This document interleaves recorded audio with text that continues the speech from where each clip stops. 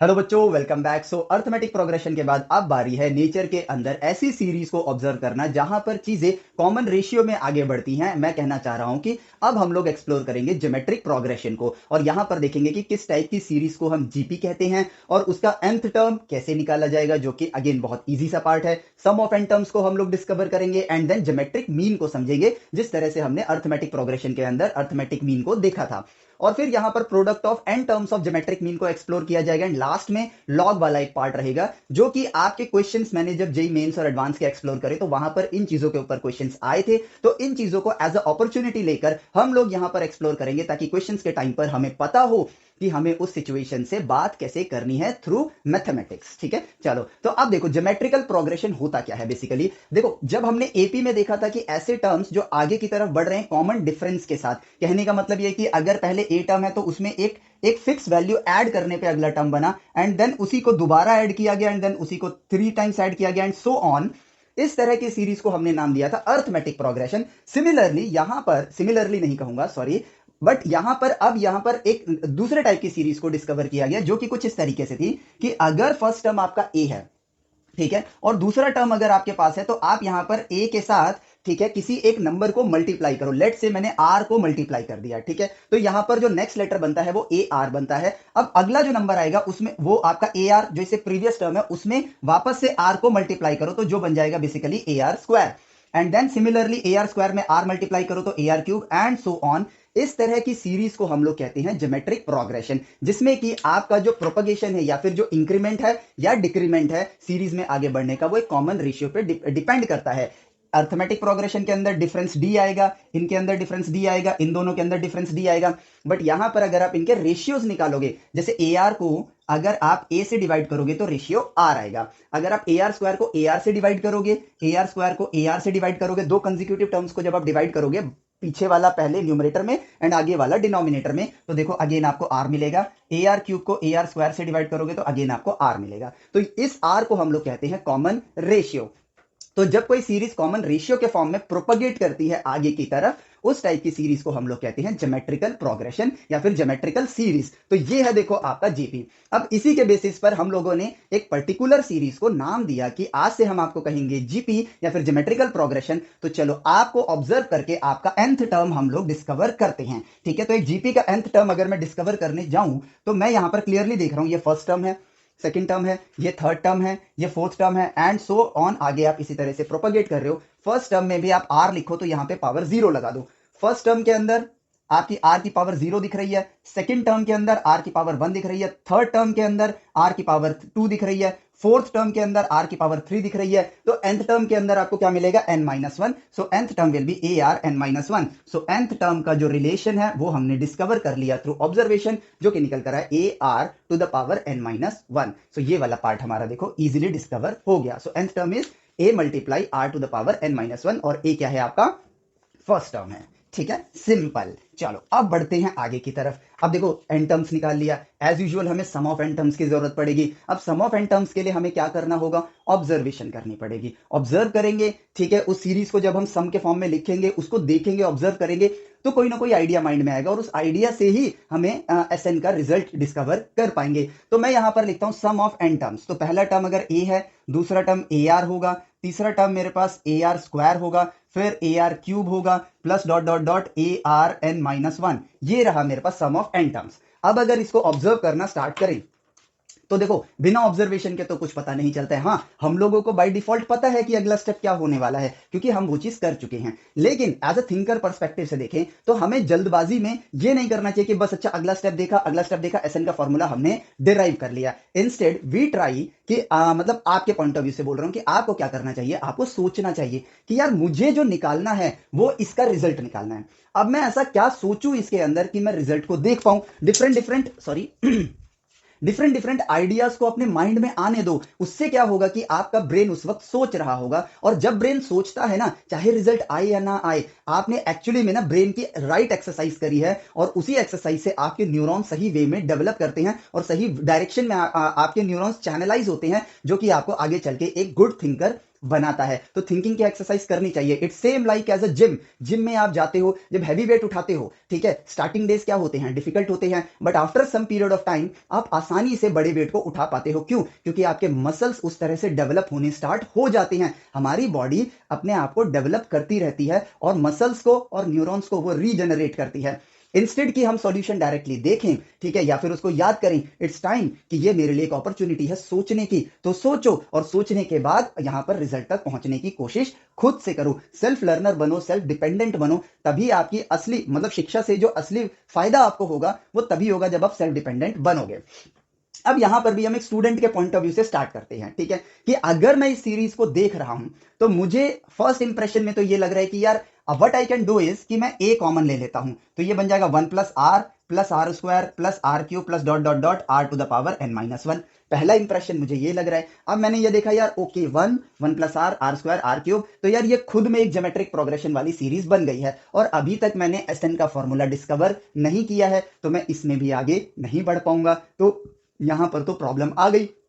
तो अब क्या किया जाए, इस रास्ते को हम लोग यहां पर साइड कर देते हैं। इस रास्ते से तो सॉल्यूशन नहीं आ रहा है। ये मेरे फर्स्ट इंप्रेशन था, ठीक है, जो फर्स्ट थिंकिंग थी।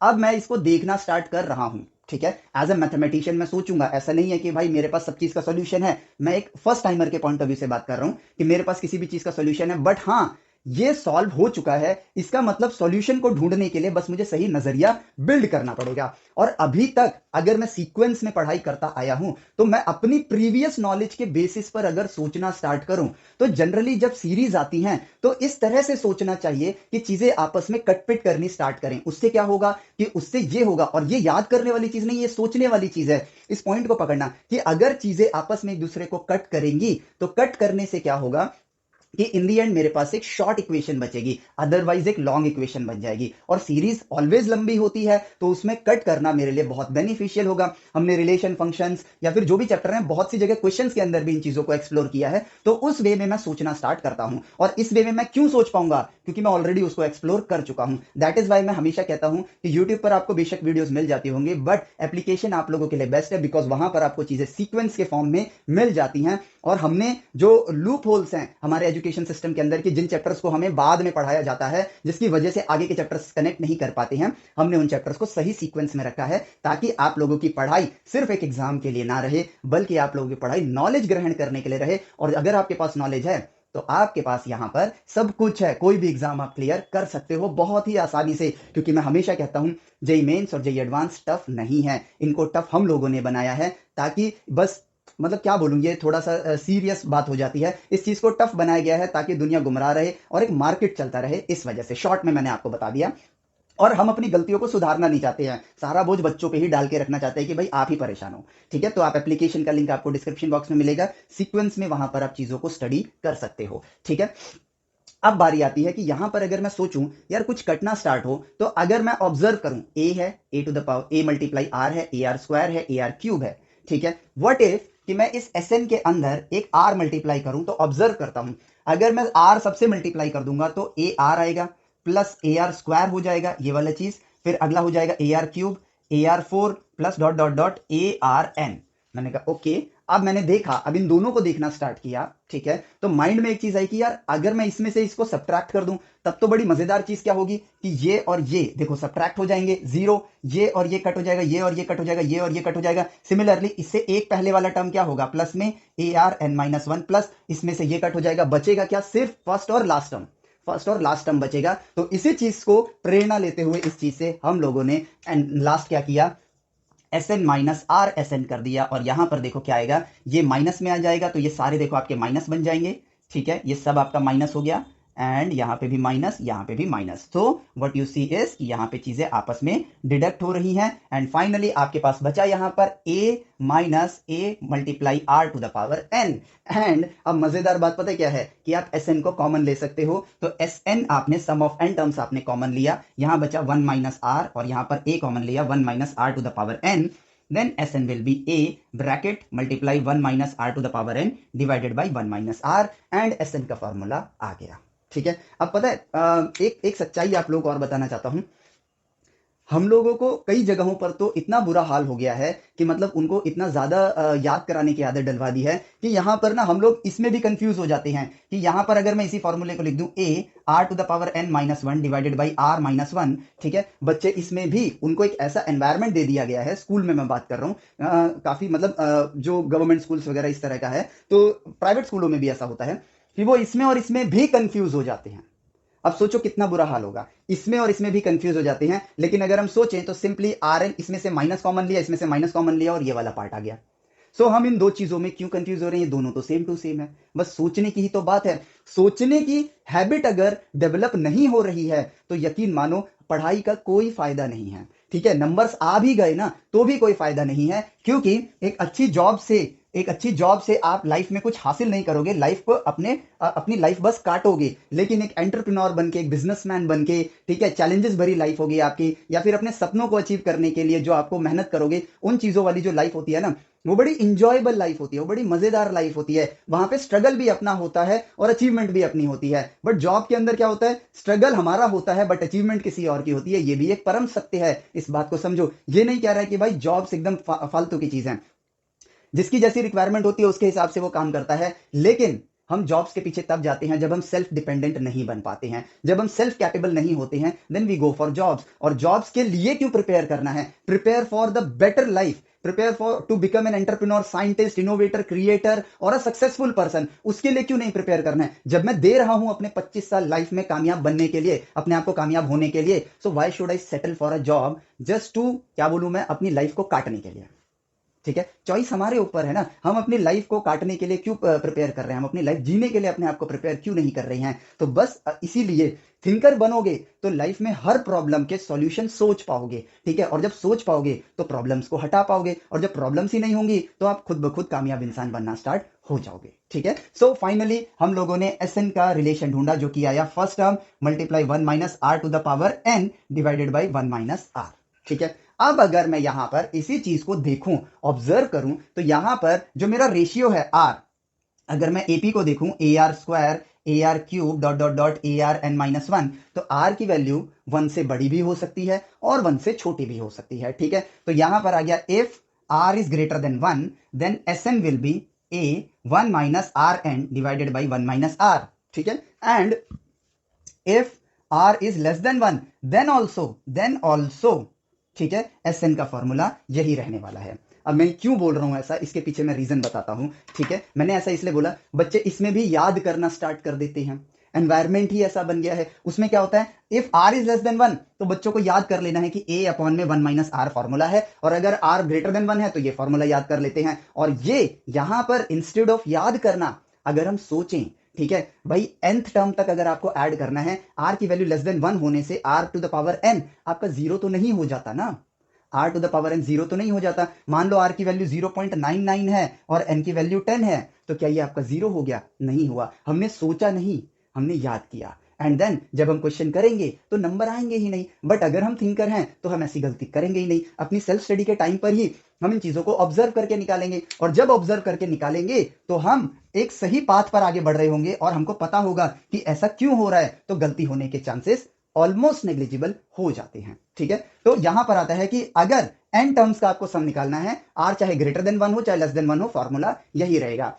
But if N approaches to infinity, या फिर एन आपका इंफिनिटी लिया जाए, तो उस केस में अगर आर ग्रेटर देन वन है, ठीक है, तो यहां पर आप उस फॉर्मूले से जो आपका रिजल्ट आएगा दैट विल बिकम इंफिनिटी, ठीक है। देखो, R to the power infinity is infinity, one minus infinity is आपके लिए माइनस इंफिनिटी हो जाएगा, और ए अपॉन में वन माइनस आर, तो नीचे भी नेगेटिव ऊपर भी negative, negative divide by negative positive हो जाएगा। ये तो फाइनाइट ही है, infinity divide by finite is infinity, ठीक है। तो ये हो गया। बट इस वाले केस में अगर मैं देखूं तो R to the power N, और आर क्या है आपका, लेस देन वन है। उस वाले केस में चलूं मैं, तो जब कोई भी वैल्यू 0 से 1 के बीच में होती है, जैसे कि से फॉर एग्जांपल 0.9 लेते हैं, अगर मैं 0.9 को 0.9 से मल्टीप्लाई करूंगा तो 0.81 आएगा, और 0.81 इज लेस देन 0.9, यानी कि ये छोटा हुआ, ठीक है। अब अगर मैं इसी में दोबारा से मल्टीप्लाई करूंगा, ठीक है, अगर मैं इसका क्यूब निकालू 0.9 मल्टीप्लाई 0.9 मल्टीप्लाई 0.9, तो 0.81 मल्टीप्लाई 0.9, 9 बन जा 9, 9 8 72, ठीक है, तो ये आ जाएगा 0.729। ठीक है, अब 0.729 अगर आप देखोगे तो 9 स्क्वायर 0.9 स्क्वायर से भी छोटा है और 0.9 से भी छोटा है, यानी कि जैसे जैसे पावर इंक्रीज हो रही है द ओवरऑल वैल्यू आपकी क्या हो रही है, डिक्रीज कर रही है। और जब आप ये वैल्यू बढ़ाते बढ़ाते all the way to infinity लेकर जाओगे तो ये नंबर कहां अप्रोच कर रहा है, टुवर्ड्स जीरो। और लिमिट की डिस्कवरी में भी ये एक योगदान प्रोवाइड कर रहा है, क्योंकि r टू द पावर मतलब 0.9 टू द पावर इंफिनिटी आप सॉल्व नहीं कर सकते हो, तो जाओ इंफिनिटी की तरफ लेकर जाओ और देखो वो रिजल्ट कहां अप्रोच कर रहा है। यही तो है लिमिट का प्रोसेस। तो इसी के जरिए हम लोग ये ऑब्जर्व कर पाए, ये डिस्कवर कर पाए कि जब n की वैल्यू इंफिनिटी पर जा रही होगी और r आपका लेस देन 1 होगा, देन उस केस में r to the power n approach कर रहा है जीरो को। तो इससे ये बन जाएगा if r is less than 1 then sn will be a 1 minus zero को अप्रोच करेगा और 1 माइनस r। तो फाइनली sn का फॉर्मूला आया a अपॉन में 1 माइनस r। और ये तब आप अप्लाई करोगे जब r की वैल्यू लेस देन 1 हो लेस देन 1 हो एंड n आपका इंफिनिटी पर जा रहा होगा। अगर इंफिनिटी पे नहीं जा रहा है तो यहां पर यही फॉर्मूला लगेगा। ठीक है, इंफिनिटी पे जाएगा तभी ये फॉर्मूला लगता है। और ये याद करने वाली बात नहीं है, ये सोचने वाली बात है। ठीक है, इसको सोचोगे आज तो बाद आप इसको समझोगे, और जब समझोगे तो फिर कभी गलती नहीं करोगे। ठीक है, चलो अब बढ़ते हैं अगले पार्ट पे, जो कि है आपका ज्योमेट्रिक मीन। अब देखो अर्थमेटिक मीन का क्या मतलब था। अर्थमेटिक मीन का मतलब था कि अगर ए और बी के बीच में मुझे एक लेटर डालना है जिसकी वजह से ये तीनों लेटर्स या तीनों नंबर्स आपके किस में रहे, अर्थमेटिक प्रोग्रेशन में रहे। सिमिलरली अगर ए और बी दो नंबर्स हैं, इनके बीच में मुझे एक ऐसे नंबर को डालना है जिसके डालने से ये नंबर क्या हो, ए एक्स और बी यहां पर एक ज्योमेट्रिक प्रोग्रेशन बनाए। और जीपी बनाने के लिए एक्स क्या होना चाहिए कि एक्स अपॉन में ए यानी कि second term divided by first term, ये क्या होना चाहिए, मेरा कॉमन रेशियो के बराबर होना चाहिए। तो वो कॉमन रेशियो किसके बराबर होगा, third term divided by second term, B upon में एक्स, यानी एक्स अपॉन में A is equal to B upon में एक्स। तो X square is equal to A B, X is equal to under root A B. Game over. ये देखो आपका geometric mean आपने discover कर लिया। सो ज्योमेट्रिक मीन को आप जी से रिप्रेजेंट करते हो, that is root A B, A और बी का ज्योमेट्रिक मीन। काम खत्म।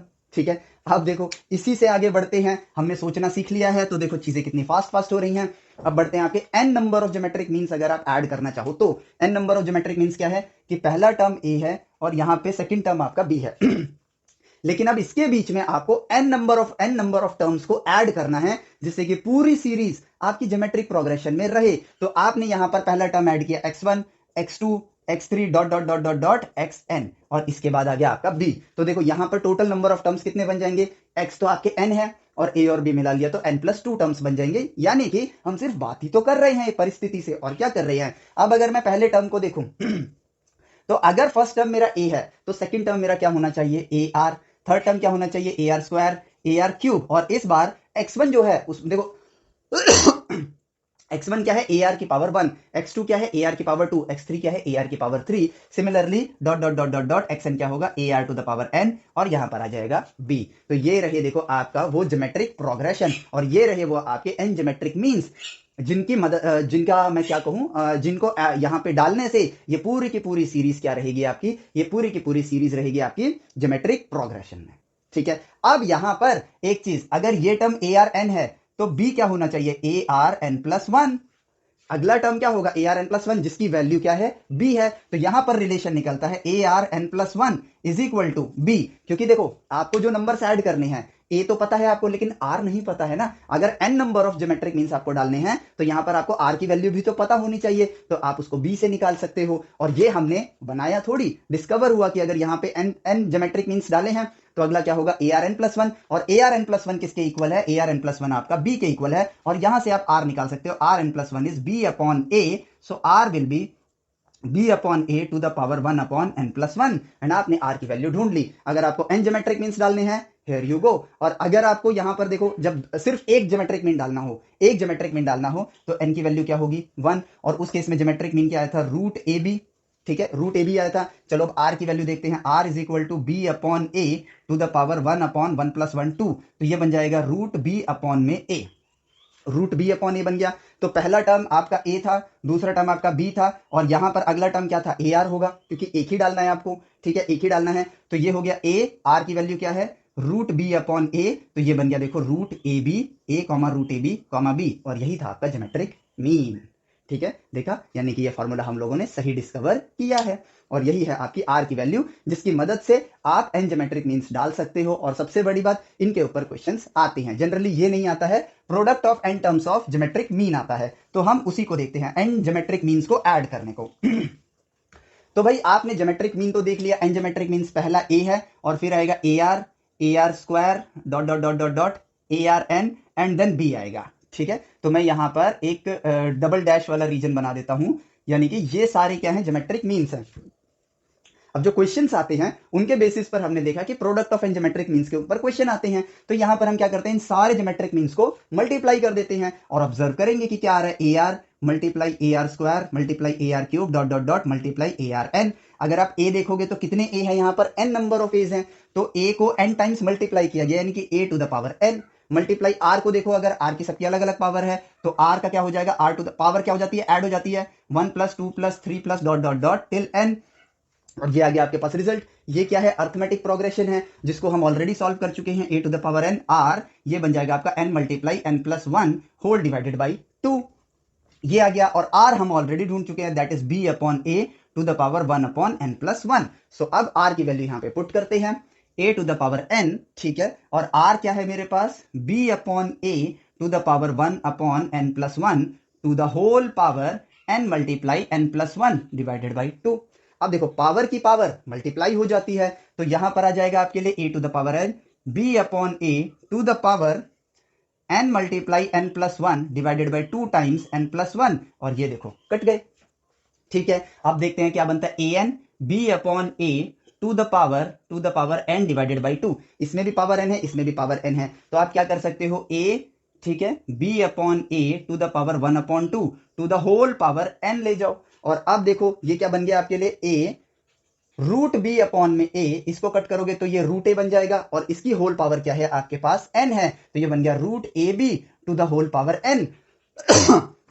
और product of N terms of GP, product of N geometric means जो निकल कर आया, वो निकल कर आया under root A B to the whole power N. और अगर अंडर रूट ए बी को देखो आप, तो ये क्या है, सिर्फ अगर ए और बी के बीच में एक ज्योमेट्रिक मीन अगर आपको डालना हो तो वो क्या आता है, अंडर रूट ए बी आता है। तो इसका मतलब geometric mean of a B to the whole power n is the product of N geometric means. ये हम लोगों ने डिस्कवर कर लिया, और ये चीजें हमारे लिए क्या बनाई जाती हैं, शॉर्टकट्स, टिप्स एंड ट्रिक्स, ताकि क्वेश्चन जल्दी हो जाए। बट एक्सप्लोर करने से नॉलेज मिलती है, ये बात कभी मत भूलना, क्योंकि अगर मैं ये फॉर्मूला भूल सकता हूं, लेकिन ये एक्सप्लोरेशन कभी नहीं भूलूंगा, और एक्सप्लोरेशन कभी नहीं भूलूंगा, तो इससे अच्छी बात और क्या होगी। 1 ही मिनट तो लगा मुझे, अगर मैं एक्सप्लेनेशन के पार्ट को कट कर दूं, तो मुझे अगर रास्ता पता है तो मैं 30 सेकंड 40 सेकंड में इस रिजल्ट तक पहुंच जाऊंगा। इन केस अगर मैं भूल गया हूं तो, और अगर मैं 30-40 सेकंड में पहुंच गया, एक क्वेश्चन के लिए 3 मिनट है मेरे पास, तो 30 सेकंड डिस्कवरी में लगा दिए, अभी भी मेरे पास 2.5 मिनट बचे हैं,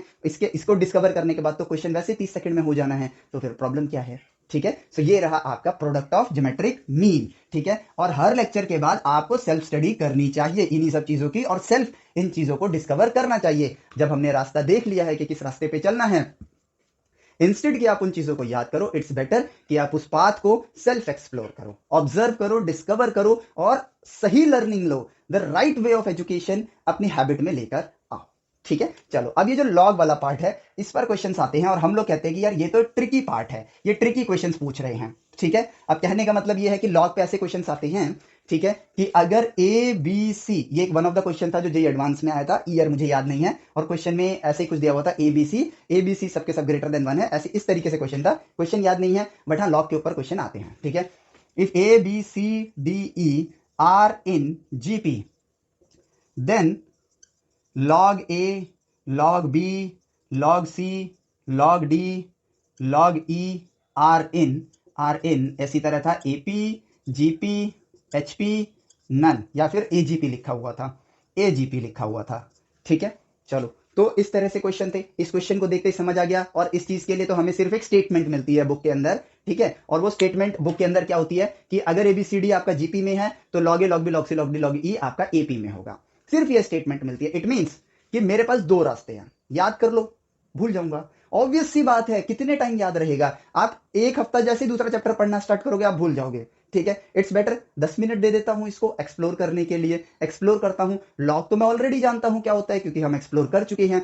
अगर मैं लॉग जानता हूं तो जस्ट मुझे इसको ऑब्जर्व करना है। इन केस मुझे ये याद भी नहीं रहा, लेकिन फ्यूचर में कभी ये दोबारा मेरे सामने टकराया तो मुझे वो रास्ता पता है कैसे ऑब्जर्व करना है, मैं रिजल्ट तक पहुंच जाऊंगा। यही है वो सही तरीका जिससे आप चीजों को हमेशा अपनी हैबिट का एक पार्ट बना सकते हो। और उस नॉलेज का क्या फायदा जो वोलेटाइल हो, 4 दिन बाद आप उसको भूल जाओ, उस टाइम को देने का क्या फायदा जो 4 दिन बाद आपको भुला देता है। तो सही वक्त दो अपने आप को, ताकि लाइफ लॉन्ग आपको चीजें याद रहें। ठीक है, तो भाई यहां पर है as per the book statement, if a b c d e, ठीक है, are in GP, then log A, log B, log C, log D, log E will be in AP।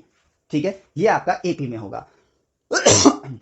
तो भाई ये हो गई स्टेटमेंट। अब हमारी बारी है इसको ऑब्जर्व करने की। अगर ए बी सी डी ई आपका जीपी में है तो ए बी सी डी ई जो मुझे आता है उसके जरिए बात करना स्टार्ट करते हैं। पहला टर्म ए होगा तो दूसरा ए आर होगा, ए आर स्क्वायर होगा, ए आर क्यूब होगा, ए आर 4 होगा, और अगर आगे भी है तो सो ऑन इसी तरीके से आगे बढ़ेगा। ठीक है, अगर मैं यहां पर log A, log B, log C है, मुझे क्या करना है, मुझे इनके log लेने हैं। ठीक है, तो मैं एक और सीरीज बनाता हूं। ये तो बन गई मेरी जीपी सीरीज। ठीक है, ये बन गई मेरी जीपी सीरीज। अब मैं एक और सीरीज लेता हूं, log A, log A R, ठीक है, log A R square, log A R cube, log A R 4।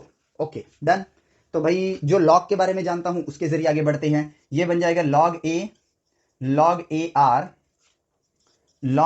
R 2 आगे आ जाएगा। ठीक है, log A R 3 आगे आ जाएगा। ठीक है, log A R 4 आगे आ जाएगा। ठीक है, A R 4 आगे आ जाएगा। अब यहां पर क्या किया जाए, अगर मैं इन सारी सीरीज को देखता हूं, ठीक है, तो मुझे यहां पर क्या नजर आ रहा है। ठीक है, मुझे यहां पर क्या नजर आ रहा है कि यार यहां पर इसको a are to the power 0 करूं अगर मैं, ठीक है, A R to the power 0 करूं तो ये बन जाएगा, पहला टर्म को हटा दिया जाए, पहले टर्म में तो भाई 0 अगर पावर के आगे लाऊंगा तो वो 0 ही बन जाएगा। ठीक है, तो वो 0 नहीं है एक्चुअली में, यानी कि लॉग में एक और डिस्कवरी, एक और डिस्कवरी। चलो ये चीज मैं अभी थोड़ी देर बाद बताता हूं, अभी राइट नाउ डिस्कवर किया मैंने ये। ठीक है, तो यहां पर a are to a r, अगर मैं इन दोनों को देखूं तो इन दोनों को अगर मैं ध्यान से देखूं तो इन दोनों का डिफरेंस क्या आएगा, 1। और इन दोनों को देखूं तो इनका डिफरेंस क्या आएगा, 1।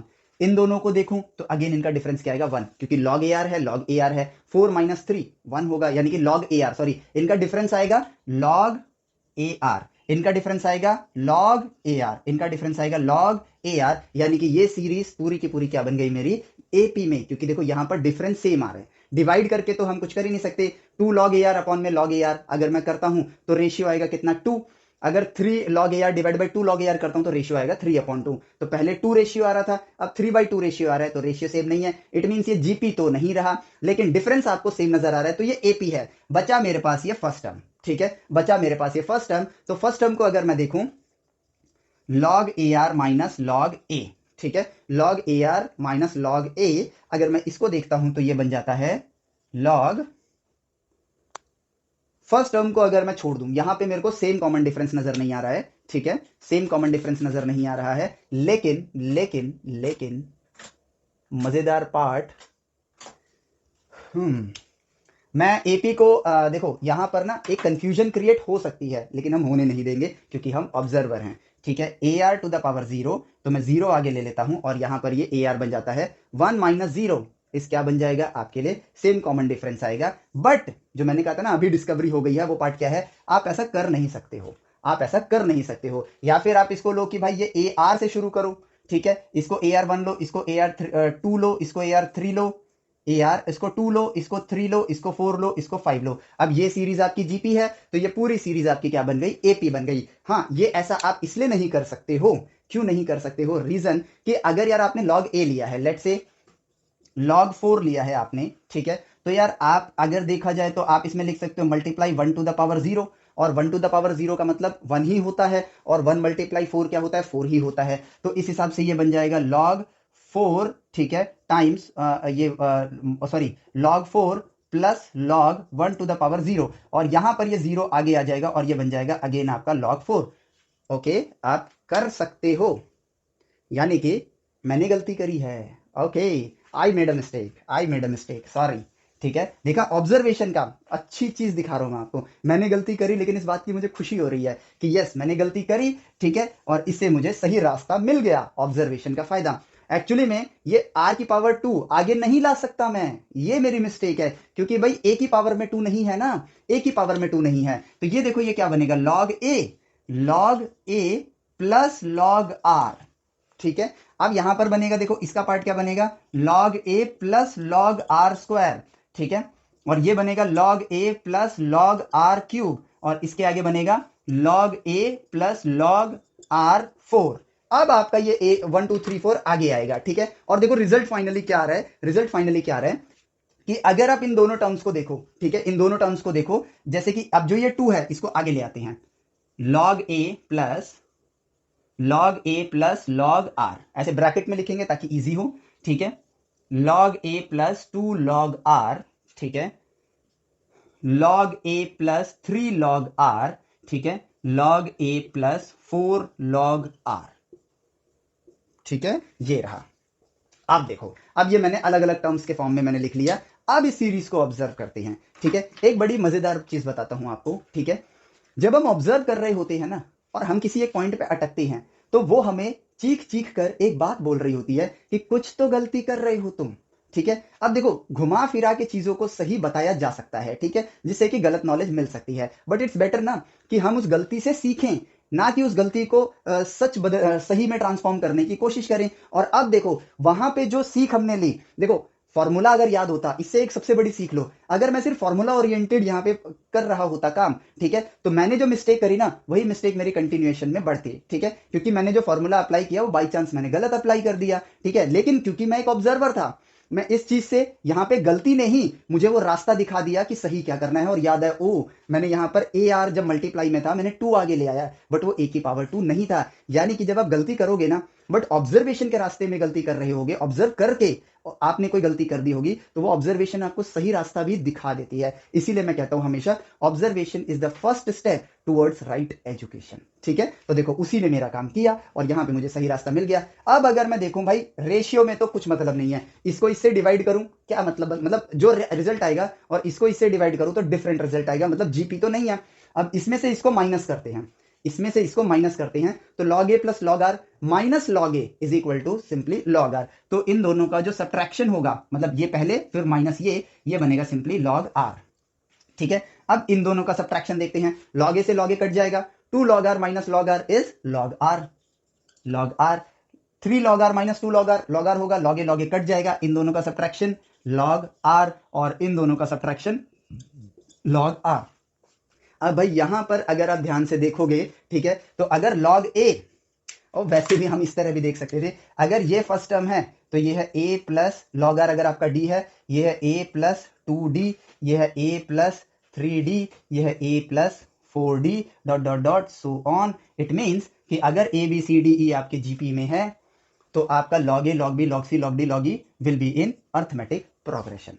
ठीक है, एंड जब आपके कहते हैं ना एक्स वाई जेड, ठीक है, अल्फा बीटा लैम्डा, अगर ये एपी में है, एक ऐसे एग्जांपल दे रहा हूं मैं आपको, ठीक है, तो एपी का अगर रेसिप्रोकल लेते हो 1/x 1/y 1/z 1/अल्फा 1/बीटा 1/लैम्डा, तो इस सीरीज को आप नाम देते हो हार्मोनिक प्रोग्रेशन, एचपी। ठीक है, जो कि फिलहाल आप लोगों के सिलेबस से शायद कट चुका है, शायद नहीं पक्का ही कट चुका है, एचपी अब आप लोगों के सिलेबस में नहीं है। तो इस तरह की सीरीज को हम एचपी कहते हैं। 1990, अब मेरे को ईयर याद नहीं आ रहा, बट ऐसी कुछ 1996 के टाइम की बात है, जेई एडवांस यानी कि आईआईटी ने एक क्वेश्चन पूछा था कि एक्स वाई जेड आपके जीपी में है।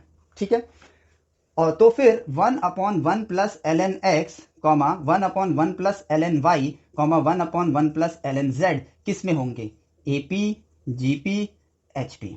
अगर हम ऑब्जर्व ना करते, ठीक है, अब मैंने एचपी भी बता दिया क्या है, अगर हम ऑब्जर्वर ना बने तो देखना आप इस क्वेश्चन को अभी चाहो तो, ठीक है, या फिर आप इस क्वेश्चन को लिख लो, ठीक है, और सोचो, एक नॉन ऑब्जर्वर से इसको सॉल्व करवाने की कोशिश करो जिसने एपीजीपी सीक्वेंस सीरीज का चैप्टर अच्छे से पढ़ लिया है। यकीन मानो बहुत टाइम लगेगा, फिर भी ये क्वेश्चन सॉल्व नहीं होगा। लेकिन ऑब्जर्वेशन का बेनिफिट क्या है मैं दिखाता हूं। जेई एडवांस लेवल का क्वेश्चन, हम ऑब्जर्व कर चुके हैं कि ये अगर जीपी में है तो आपका लॉग वाला टर्म जो होगा ये किस में होगा, एपी में होगा।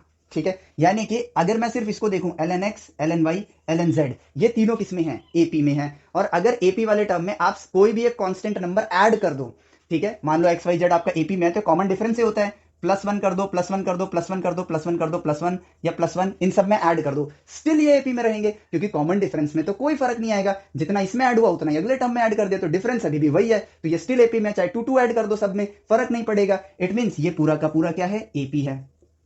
और एचपी के बारे में तो सिर्फ हमें यही जानना है नहीं कि किस टाइप की सीरीज होती है, तो जब रेसिप्रोकल में आपकी जो सीरीज है, यानी डिनोमिनेटर में जो सीरीज है वो एपी में होती है, वन अपॉन एपी वाली जो सीरीज होती है उसको हम एचपी कहते हैं। सो ये जीपी में है तो ये एपी में हो गया, ठीक है, और वन अपॉन एपी क्या होता है, एचपी, इसका आंसर निकल गया एचपी।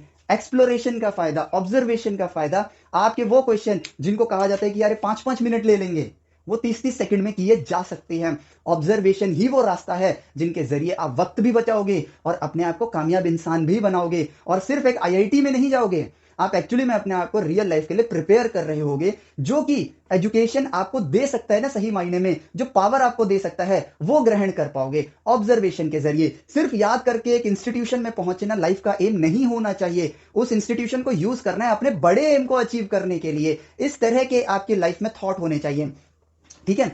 आप आईआईटी के लिए मत पढ़ो, आप नॉलेज ग्रहण करने के लिए पढ़ो, और जिसके पास नॉलेज है उसके पास आईआईटी भी है, इसमें कोई दो राय नहीं है। सिर्फ इस मानसिकता को बदलना है। हम आईआईटी के पीछे इतने ज्यादा पागल है ना कि हम एक्चुअल लर्निंग नहीं लेते हैं, हम साइंस का जो असली महत्व है उसको नहीं सीख रहे हैं, और इसी का कारण है कि इंडिया में इनोवेशंस नहीं हो रहे हैं। वर्ल्ड की डिफरेंट कंट्रीज अपनी कंपनीज यहां सेटअप करके इनोवेशन कर रही हैं, बट स्टिल उससे क्या बदल जाएगा, हम इंडियंस आगे नहीं बढ़ेंगे ना, क्योंकि वो चाहे हमारे देश में आके अपना प्रोडक्शन स्टार्ट कर दे, आर&डी हब स्टार्ट कर दे, काम तो हम लोग उनके लिए कर रहे हैं, ग्रो तो वही करेगा।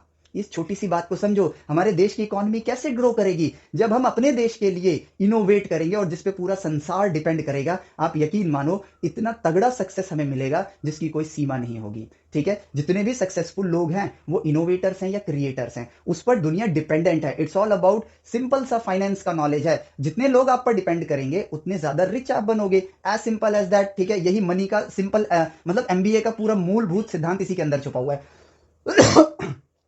So if you create something for your self जो कि पूरी ह्यूमैनिटी को बदलने का दम रखता है, वो तो थिंकर बनने पे ही कर पाओगे, और थिंकर आप तभी बनोगे जब आप ऑब्जर्वेशन की आदत डालोगे, और ऑब्जर्वेशन करने का फायदा तभी होगा जब आप नेचर से मैथमेटिकली बात करोगे। ये सिंपल सा एल्गोरिदम है, यही चीज हम फॉलो नहीं करते हैं, और इन दी एंड हम लोगों को बस एक सेट ऑफ स्किल्स आ जाते हैं। अच्छा, मैंने जावा सीख लिया है, मैंने पाइथन सीख लिया है। बड़ी कंपनी को जो जो क्रिएटर है उसको अपने अपने बड़े प्रोडक्ट के लिए 10 एप्लीकेशन ऐसे चाहिए जो जावा पे वर्क करते हो, वेबसाइट बनानी एचटीएमएल पे वर्क करता हो, एक मशीन बनानी, एक मैकेनिकल इंजीनियरिंग मतलब मशीन बनाना हो, इस पर काम करता हो। He has a idea, he has a creative mind, वो मैकेनिकल इंजीनियर हायर करेगा, वो खुश, ओहो मेरी तो जॉब लग गई भाई, बड़ी कंपनी में स्पेस एक्स में जॉब लग गई, ठीक है। कोडर हायर करेगा, ओहो मैं तो नासा में स्पेस एक्स में आ गया, खुशी खुशी मनाते हैं। बट द थिंग इज वो लोग दिन के 12 घंटे काम करेंगे, ये अपने आइडियाज को रियलिटी में बदलता हुआ देख रहा होगा, and he is the successful person, not everyone. क्योंकि सक्सेसफुल लोगों की गिनती की जा सकती है, लेकिन काम करने वाले लोगों को अनगिनत ही बोला जाता है, या फिर कहा जाता है whole population is working population, successful peoples तो सिर्फ गिनती के होते हैं, ठीक है, वो परसेंटेज में भी नहीं आते हैं। तो सोच बदलो, ठीक है, ऑब्जर्वेशन के सहारे अपने आप को आगे बढ़ाओ। मैं ये मानता हूं कि भाई एक छोटा बच्चा पैदा होता है, 25 साल तक वो अपने आप को स्टडी वाली लाइफ स्टाइल होती है, उसकी स्टूडेंट वाली लाइफ होती है, बट 25 साल की उस कीमत को समझो, 25 साल बाद आपकी क्या वैल्यू है और किस वैल्यू को बनाने के लिए आप पढ़ना चाहते हो। ये चीज अगर सोचोगे नहीं तो वही वैल्यू होगी जो सबकी है, भेड़ में भीड़ चाल, ठीक है, भेड़ चाल, और भेड़ चाल में भेड़ों की क्या वैल्यू होती है सबको पता है, the one who guides the भेड़, पीछे से डंडा मारता है, भेड़ उसी डायरेक्शन में आगे बढ़ती रहती है, ठीक है। और उसको क्या कहते हैं प्लीज मुझे कमेंट में करके बताना, क्योंकि भेड़ चाल को गवर्न कौन करता है, हमारे लॉज, हमारे पॉलिटिक्स, पॉलिटिशियंस, ये लोग गवर्न करते हैं, ठीक है। तो इनकी भेड़ बनना है या लाइफ में कामयाब इंसान बनना है, वो कामयाब इंसान जो इन पॉलिटिशियंस को ये बोल सके इन भेड़ों को इधर लेकर आओ, ठीक है, इन भेड़ों को इधर लेकर आओ, मुझे इनकी जरूरत है, ठीक है। हार्श रियलिटी है बट दुनिया ऐसी ही चलती है। खैर समझोगे, लेकिन ये बातें पता भी होनी चाहिए आप लोगों को, क्योंकि होता क्या है ना, हम बच्चों से ये तो कह देते हैं कि यार जब बड़े होगे ना तब तुम इस कठिनाइयों को समझोगे, तो आज ही समझ लो इन कठिनाइयों को, ताकि आप अपने आप को सही वे में प्रिपेयर करो। जब समय गुजर जाएगा तब समझने का टाइम नहीं रहेगा, तब आपको उसी भीड़ में अपने आप को चलाना पड़ेगा। ये एक सच बात है। हम क्यों इंतजार करें बड़े होने का, उस हार्श रियलिटी को समझने के लिए? आज पता तो चले एटलीस्ट कि दुनिया चलती कैसे है। पता होगा तो हम अपने आप को उसके हिसाब से रेडी करेंगे, ताकि हमारे पास वो प्रॉब्लम्स आगे चल के ना आए। प्रॉब्लम्स का सोल्यूशन तभी तो निकलेगा जब प्रॉब्लम पता होगी। ठीक है, तो पता रहना चाहिए ये चीजें आप लोगों को। इसीलिए क्वेश्चंस कराते कराते, पढ़ाते पढ़ाते इन हार्श रियलिटीज को मैं आप लोगों को बताता रहता हूँ। ठीक है, चलो, क्योंकि अभी आप लोगों की लाइफ बड़ी सिंपल होती है, कोई बड़ा पेन नहीं, कोई कंधों पे कोई जिम्मेदारी नहीं होती है, आपको सिर्फ पढ़ना होता है। और हम उसमें भी स्ट्रेस में आ जाते हैं, पता है क्यों? क्योंकि पढ़ाई हमारी गलत डायरेक्शन में चल रही है। सही डायरेक्शन मैंने हर वीडियो के अंदर हर बार बताया है, बस उसी को फॉलो करना है। ठीक है, तो चलो, यहाँ पे जीपी हमारा एंड होता है। अब नेक्स्ट लेक्चर में हम जीपी के क्वेश्चंस देखेंगे, जेई मेंस और जेई एडवांस से। उन क्वेश्चंस में भी ऑब्जर्वेशन की जाएगी, ताकि आप जब पढ़ाई करो, सेल्फ स्टडी करो, तो ऑब्जर्वेशन के रास्ते करो, और फिर उसके बाद हम यहाँ पर आगे आपका एजीपी की तरफ बढ़ेंगे। ठीक है, तो चलो, इस लेक्चर के लिए इतना ही। मिलते हैं आपसे नेक्स्ट लेक्चर में। Till then take care, bye bye, जय हिंद।